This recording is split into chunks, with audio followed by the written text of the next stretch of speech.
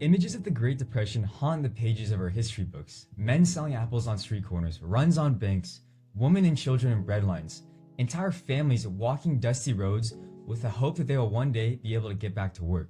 The Great Depression was a time of extreme economic downturn, both domestically and internationally.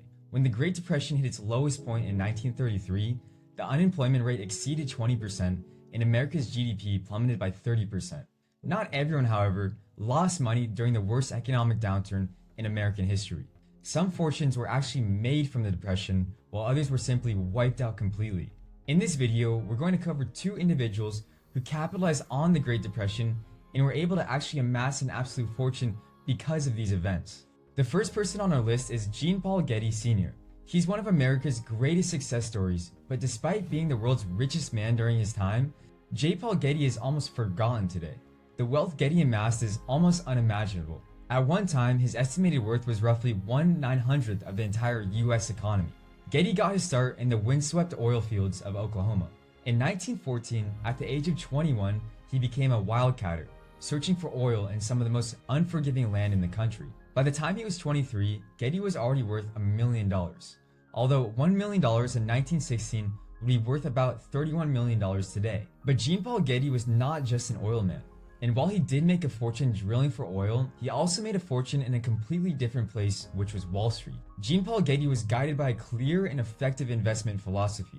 Buy when everyone else is selling and hold on until everyone else is buying.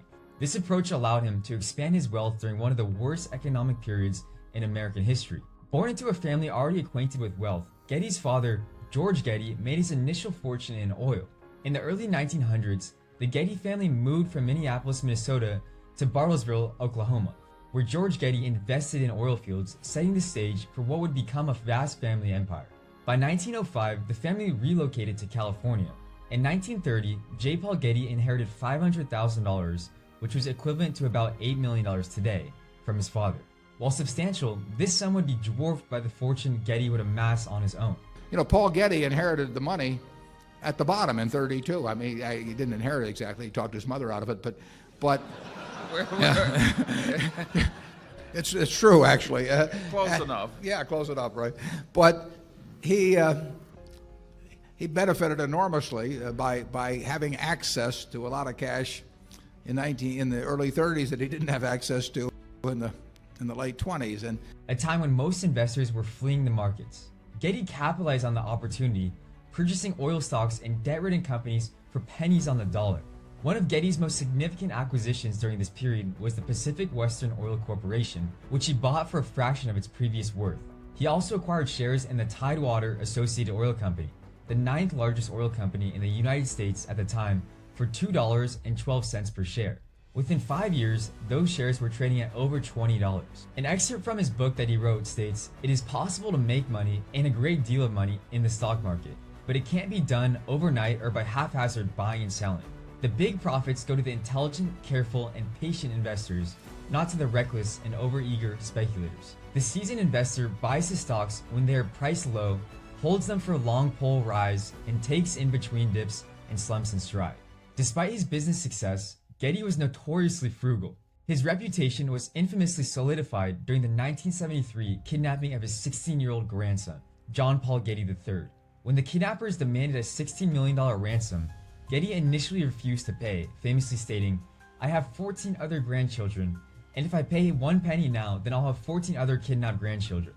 5 months later, he negotiated the ransom down to $2.2 million, only after they cut the 16-year-old's ear off and mailed it to a news station with a note reading, "This is Paul's ear. If we don't get some money within 10 days, then the other ear will arrive. In other words, he will arrive in little bits." By the time of his death in 1976, at the age of 83, Jean Paul Getty's estimated net worth was to be around $3 billion, making him one of the richest men in the world. Quick side note, guys, too, make sure to do me a favor by liking and subscribing if you haven't already. Anyways, the next on our list for today is Joseph Kennedy. Joseph P. Kennedy, the father of President John F. Kennedy, was a man uniquely positioned to thrive in the speculative activity of the early 20th century stock market. Unlike many of his contemporaries who were lured by the promise of quick riches, Kennedy understood that true success in the stock market required not only hard work and fundamental expertise, but also the use of insider information and pump and dump schemes. practices that were actually illegal at this time. Kennedy started his career as a stockbroker in 1919, during an era when the stock market was unregulated. He quickly became an expert in the mechanics of the market, mastering strategies that would later be deemed illegal under modern securities laws that coincidentally he was the one to put into place. His approach often involved tactics that are now recognized as market manipulation.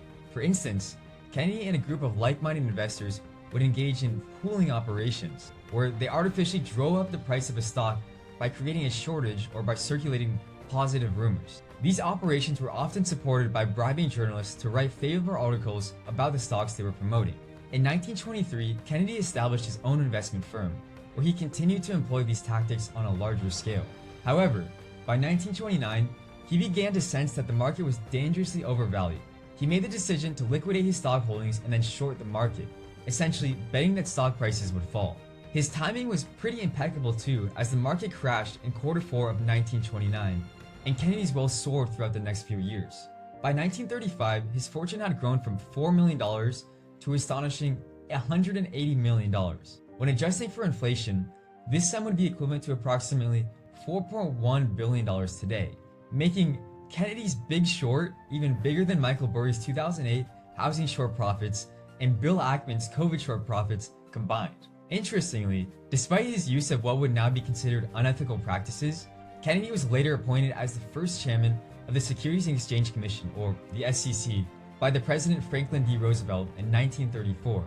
Roosevelt's choice was particularly controversial due to practices employed by the chairman's earlier activity. When the president was questioned about the appointment, Roosevelt famously quoted, "He's a son of a bitch, but he's our son of a bitch now." As SEC chairman, Kennedy was instrumental in establishing many of the regulations that govern the market today, including making insider trading illegal. His knowledge of the stock market's darker practices actually enabled him to effectively close many of the loopholes that he and others had exploited in their past lives. If you're any bit interested in hearing how Warren Buffett invented Warren Buffett and a deeper dive into his upbringing, make sure to check out this video here. And thanks again, and make sure to like and subscribe if you enjoyed this video.